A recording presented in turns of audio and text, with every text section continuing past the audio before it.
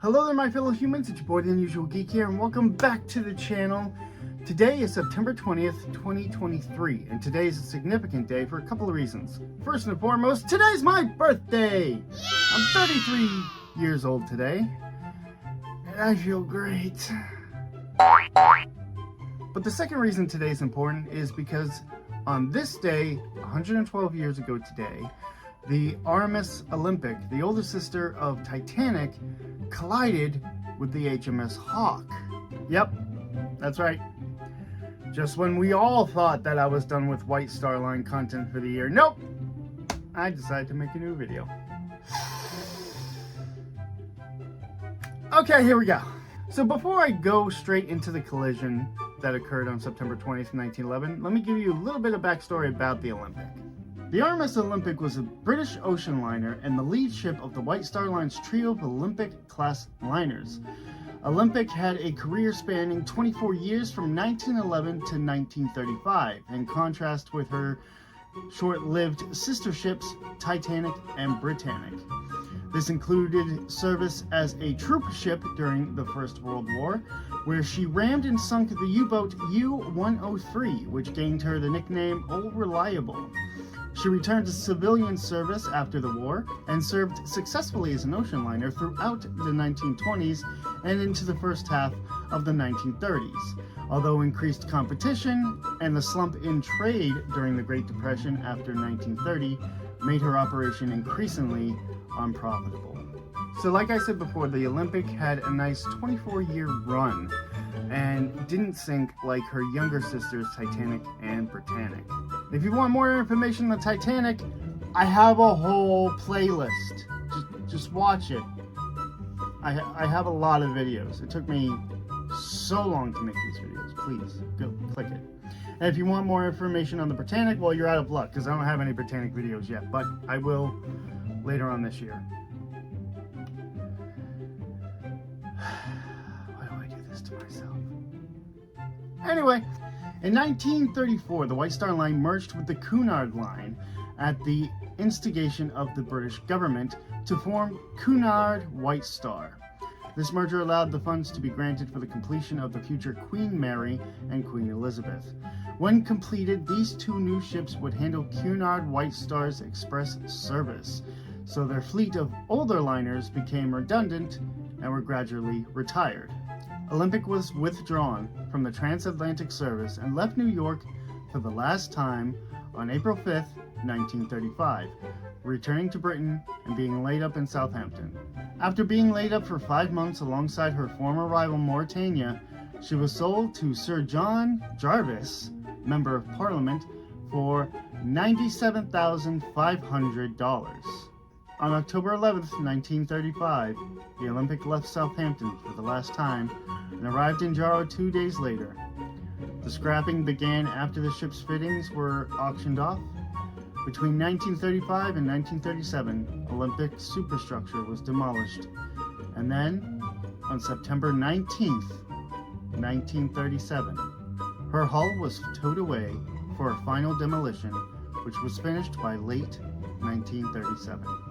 By the time of her retirement, Olympic had completed 257 round trips across the Atlantic, transporting 430,000 passengers on her commercial voyages, traveling 1.8 million miles.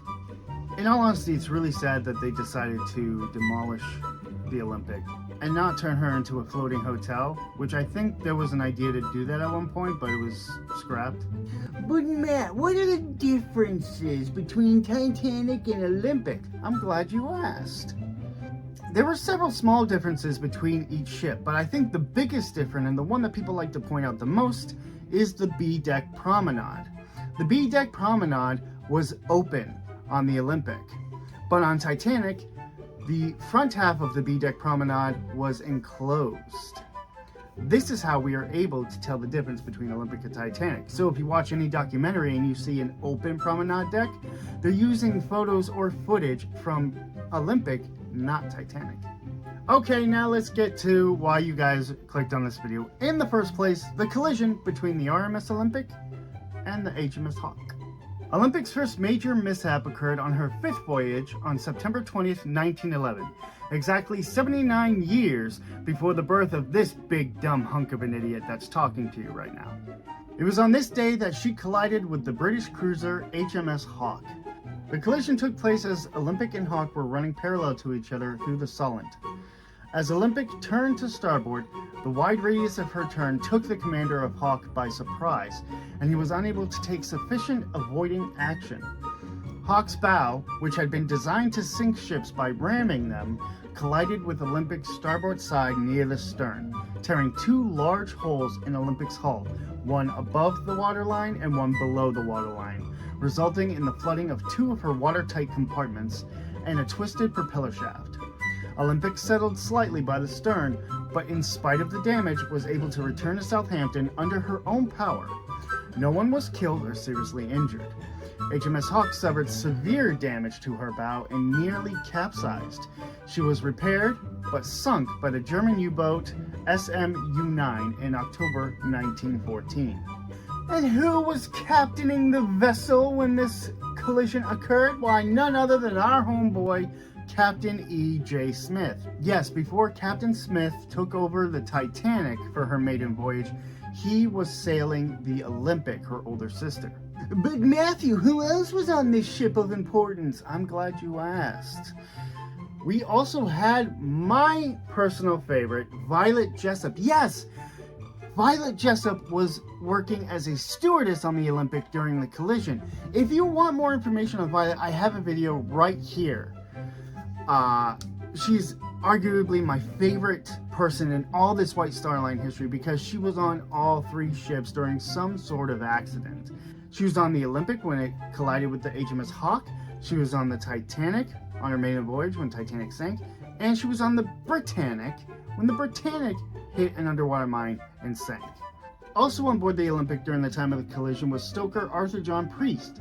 Not only did Violet and Arthur survive the collision with the Hawke, but also later the sinking of the Titanic.